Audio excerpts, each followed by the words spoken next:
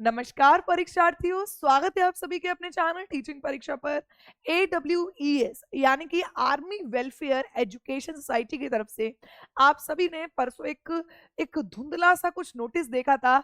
उस नोटिस में मैंने आपको ये बताया था कि आर्मी में जल्दी आपको यहाँ पर वैकेंसी यानी कि स्क्रीनिंग टेस्ट देखने को मिलने वाला है। देखिए, हर साल आर्मी वेलफेयर एजुकेशन सोसाइटी की तरफ से स्क्रीनिंग टेस्ट लिया जाता है और फिर जब उनके पास वैकेंसीज होती हैं तो वहां पर अपने सेंटर्स के लिए वो रिक्रूटमेंट निकालते हैं और आपका इंटरव्यू के माध्यम से आपका सिलेक्शन होता है उसमें। तो यहाँ पर मैं बात कर रही हूँ आर्मी वेलफेयर एजुकेशन सोसाइटी के उसी स्क्रीनिंग टेस्ट की, जो कि सीटेट और टैग की तरह ये पहली सीढ़ी होती है।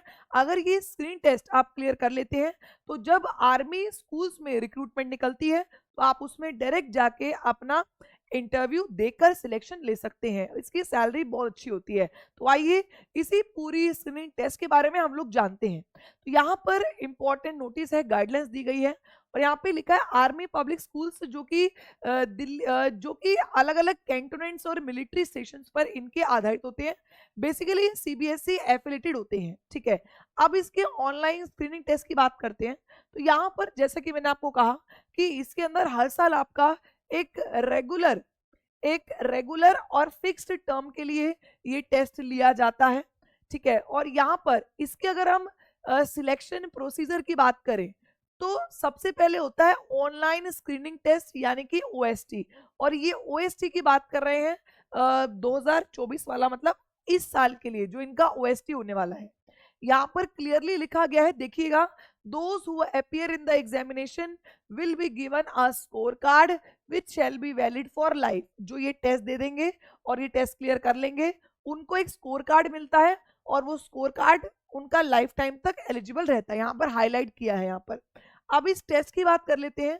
तो यहाँ पर रेगुलर कैंडिडेट जो होते हैं उनको 2 years of being appointment with the minimum overall row score 50% marks उनको चाहिए होते हैं रेगुलर वालों को। और जो फिक्स टर्म कैंडिडेट होते हैं उनको 40% यानी कि 80 नंबर चाहिए होते हैं।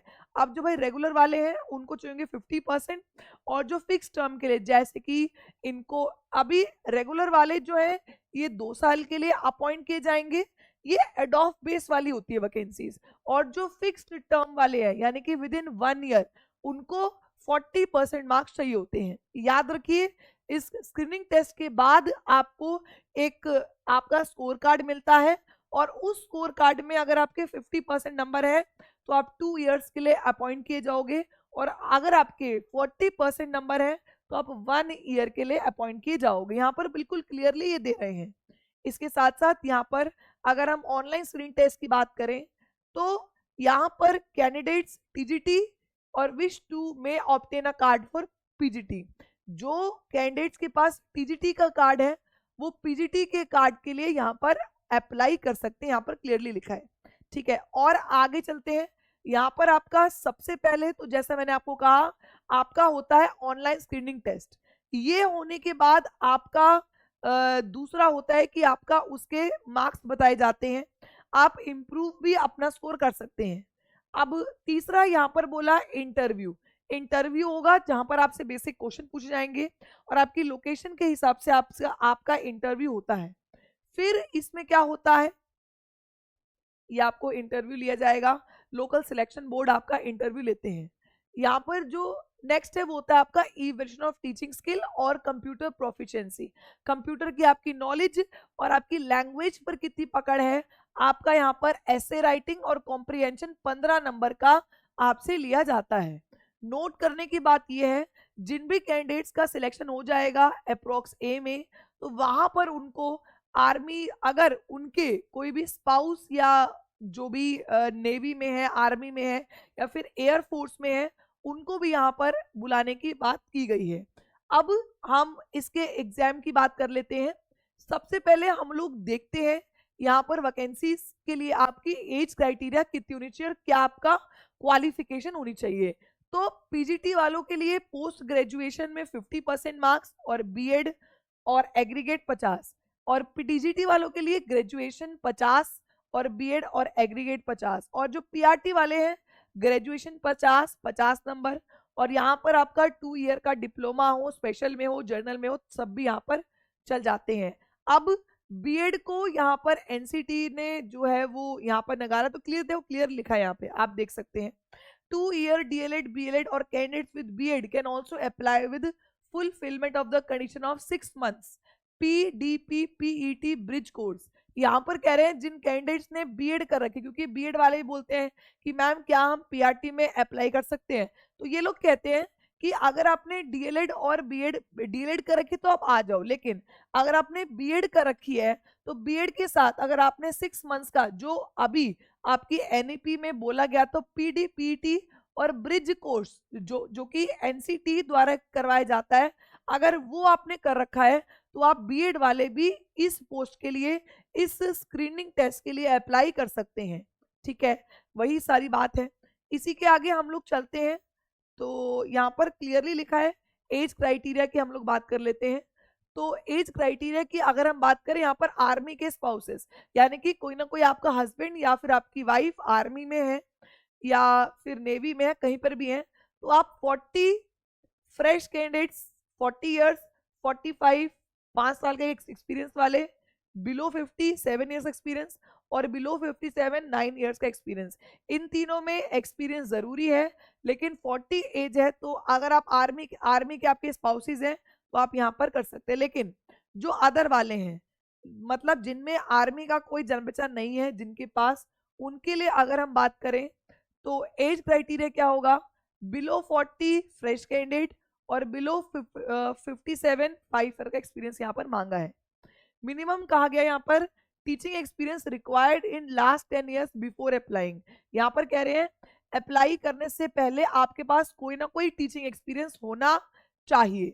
ठीक है, इसके साथ साथ आगे चलते हैं। अब सबसे इंपॉर्टेंट बात क्या है कि आपका एग्जाम कब होने वाला है, तो यहाँ पर ये लिख रहे हैं जो आपका एग्जाम है वो 23 से 24 नवंबर तक हो सकता है। रिजर्व डेट जो दी गई है वो दी गई है 25 नवंबर। यहाँ पर ये कह रहे हैं, रिजर्व का मतलब होता है ये डेट रखी गई है। अब कोई आपदा या फिर कोई परेशानी, कोई भी महामारी अगर ना आए तो आपकी जो एग्जाम है वो इसी डेट को लिया जाएगा। यहाँ पर क्लियरली कहा मेथड जो होगा टेस्ट का वो आपका ऑनलाइन होगा और एमसीक्यू पेपर होंगे। वहीं पर आपके एग्जाम सेंटर की बात करें तो वो टेंटेटिव होगी, आपके फॉर्म जो भरा होगा उस हिसाब से। वहीं पर अगर हम नेगेटिव मार्किंग की बात करें तो क्वेश्चन पेपर में 200 क्वेश्चन लिए जाएंगे और उसी में से आपका 1/4 यानी कि 0.25 की नेगेटिव मार्किंग होगी। ठीक है, इसी के साथ साथ हम आगे बढ़े, रिजल्ट आपको एक्यूरेटली दिया जाएगा, फाइनल आपका स्कोर कार्ड दिया जाएगा, उसके बाद वही आपका इंटरव्यू होगा और फिर आपका कंप्यूटर की स्किल्स वगैरह, लैंग्वेज की स्किल आपकी चेक की जाएगी। अब रजिस्ट्रेशन के लिए आपको क्या करना होगा, आपको 10 नवंबर से लेकर 25 अक्टूबर तक इनकी वेबसाइट पर आपने लॉगिन करके आपने रजिस्टर करना होगा। वहां पर आपका आधार कार्ड, आपकी ईमेल आईडी वगैरह सब रजिस्टर्ड होते हैं। रीसेंट फोटोग्राफ, सिग्नेचर और 10th के सर्टिफिकेट, बर्थ का आपका यहाँ पर प्रूफ मांगते हैं। अगर आपको कोई इन्फो चाहिए तो आपको यहाँ पर आपको लॉगिन करना होगा। वहीं पर मॉक टेस्ट वगैरह भी आपको दिए जा रहे हैं तो आप वहां चेक कर सकते हैं। ये इंपॉर्टेंट है। टेंटेटिव टाइमलाइंस की अगर हम बात करें तो 10 सितंबर यानी कि आज से आपका फॉर्म फिलअप होगा 25 अक्टूबर तक। एडमिट कार्ड ऑनलाइन आपके आ जाएंगे 12 नवंबर तक। एग्जाम आपका 23 और 24 नवंबर।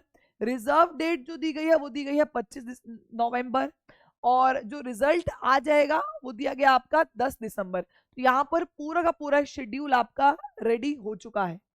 इसी के साथ साथ आप इस तरीके से यहाँ पर अप्लाई कर सकते हैं। यहाँ पर पूरा यहाँ पर बताया कौन कौन है, क्या क्या चेयरमैन है। यहाँ पर आपके आर्मी स्कूल्स की लिस्ट बताई गई है, कहाँ कहाँ पर आपके कौन कौन से क्लस्टर के स्कूल्स कहाँ कहाँ पे पढ़ेंगे, आप चेक कर सकते हैं। जो भी आपको सेटिस्फाई करता है आप वहाँ फिल कर सकते हैं। अब यहाँ पर पीजीटी लेवल के लिए ये सब वैकेंसीज हैं, टीजीटी के लिए ये सब वैकेंसीज हैं और पीआरटी के लिए ये सब वैकेंसीज हैं। ठीक है, तो ये सारी वैकेंसीज आपको यहाँ पर देखने को मिल रही है और ये पीजीटी के लिए असेंशियल क्वालिफिकेशन बताई गई है। वहीं पर पीजीटी कंप्यूटर के लिए, मतलब ये पूरी की पूरी अगर आपको पीडीएफ चाहिए तो आप हमारे साथ जुड़ सकते हैं। कहाँ पर आप डालेंगे @टीचिंग परीक्षा, @टीचिंग परीक्षा पर आप लोग जुड़ सकते हैं। पूरी की पूरी पीडीएफ मैं वहां पर अपलोड करवा दूंगी, आपको पीडीएफ वहां मिल जाएगी। हम यहाँ पर इनके सिलेबस की बात कर लेते हैं आगे जाके। देखिए यहाँ पर इनके सिलेबस की अगर हम बात करें तो जैसा कि मैंने आपको कहा, सबसे पहले मैं आपको पीआरटी लेवल का सिलेबस बताती हूँ।